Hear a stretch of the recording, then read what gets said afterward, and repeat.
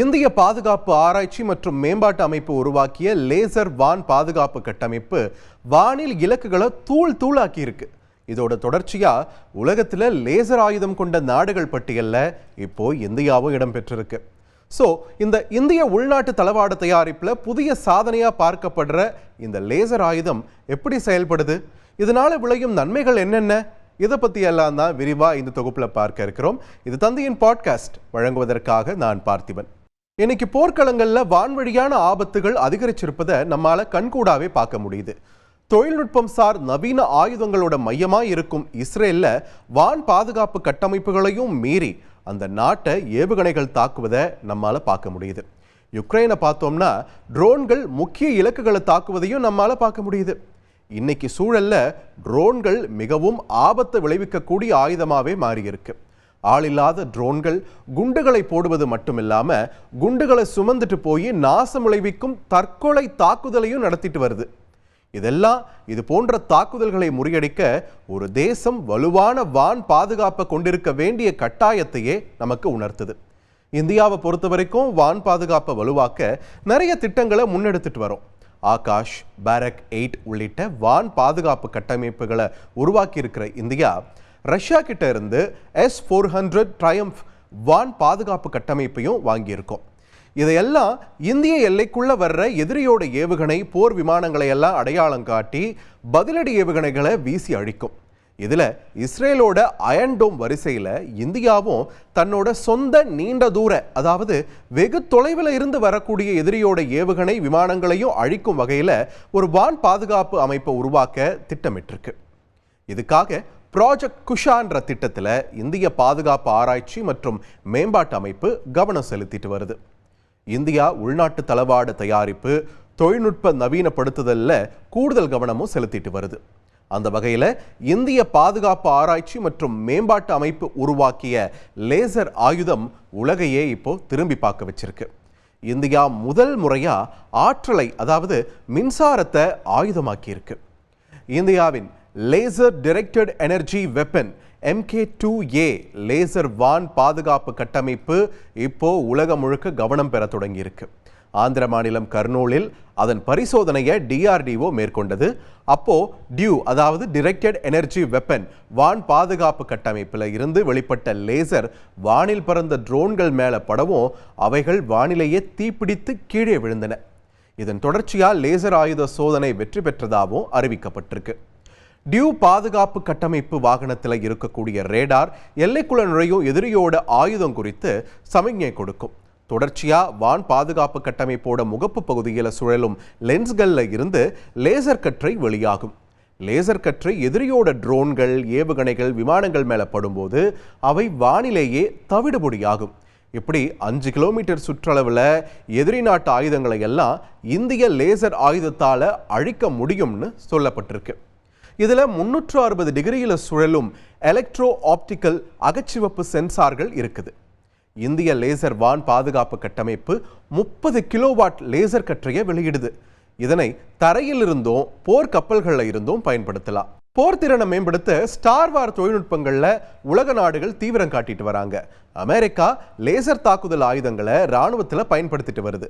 மத்திய கிழக்கில் நிலை கொண்டிருக்கக்கூடிய அமெரிக்க போர்க்கப்பல்களில் அதிநவீன லேசர் ஆயுதங்கள் பயன்படுத்தப்படுகின்றன. அமெரிக்கா போர்க்கப்பல்கள் லேசர் கற்றையால் ஹூத்திகள் ஏவும் ஏவுகணைகளையும் ட்ரோன்களையும் அழிச்சிட்டு வராங்க. ரஷ்யாவும் சீனாவும் லேசர் ஆயுதங்களையும் வச்சிருக்காங்க. இஸ்ரேல் அயன் பீம் லேசர் வான் பாதுகாப்பு கட்டமைப்பையே கொண்டிருக்காங்க. பிரிட்டனும் இது மாதிரியான ஆயுதத்தை பெற பரிசோதனைகளை மேற்கொண்டுட்டு வராங்க. இந்த வரிசையில் லேசர் ஆயுதத்தை உருவாக்கி வெற்றிகரமாக பரிசோதித்து இந்தியா புதிய சாதனையை படைச்சிருக்கு. உலகத்தில் வெகு சில நாடுகளில் உள்ள லேசர் ஆயுதம் இப்போ இந்தியாவோட கையிலையும் இருக்கு. ரஷ்யாவோட S-400, இஸ்ரேலோட அயன் டோம் போன்ற வான் பாதுகாப்பு கட்டமைப்புகளில் எதிரியோட ட்ரோன்கள், ஏவுகணைகள், போர் விமானங்களை அழிக்க பதிலடி ஏவுகணைகள் வேணும். ஆனால் லேசர் ஆயுதங்களில் அது அவசியமில்லை.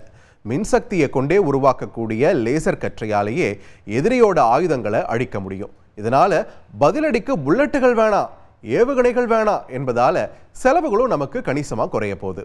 ஆனால் தூரத்திலிருந்து எதிரிக்கு விளைவுகளை உருவாக்க அதிக மின்சாரம் அவசியமாகும். உள்நாட்டு தயாரிப்புகளை கொண்டே லேசர் ஆயுதம் உருவாக்கப்பட்டதுன்னு சொல்லக்கூடிய ஆராய்ச்சியாளர்கள் இன்னும் சக்தி வாய்ந்த ஆயுதங்களையும் நம்மால உருவாக்க முடியும்னு நம்பிக்கை தெரிவிக்கிறாங்க. இதுல சூர்யா என்ற பெயர்ல 300 கிலோவாட் லேசர் ஆயுதத்தையும் DRDO தயாரிச்சிட்டு வருது. இதனால 20 கிலோமீட்டர் சுற்றளவில் எதிரியோட ட்ரோன்கள், ஏவுகணைகள், விமானங்களை எல்லாம் தகர்க்க முடியும்னு தெரிவிக்கப்படுது. இப்போ இந்தியா உருவாக்கி இருக்கக்கூடிய லேசர் ஆயுதங்கள் நவீன போர்ல இந்தியாவோட கரங்களை மேலும் வலுப்படுத்தும்னு சொல்றாங்க வல்லுநர்கள். ஸோ பாதுகாப்புத்துறையை பொறுத்த வரைக்கும் இது நம்மளோட அடுத்த கட்ட பாய்ச்சல்னு சொன்னா அது மிகையாகாது. என்ன பண்றது, சுத்தி சீனா, பாகிஸ்தான் மாதிரியான டீப்பான நண்பர்கள் இருக்கும்போது நம்ம பாதுகாப்புத்துறையோட ஆராய்ச்சியும் சரி, மேம்பாடும் சரி அடுத்தடுத்த கட்டத்துக்கு கொண்டுட்டு போறது அத்தியாவசியமாகுது இல்லையா? ஸோ DRDOட அடுத்தடுத்த சாதனைகள் இன்னும் எப்படியெல்லாம் இருக்க போகிறது என்பதை நாம் பொறுத்திருந்து பார்க்கலாம்.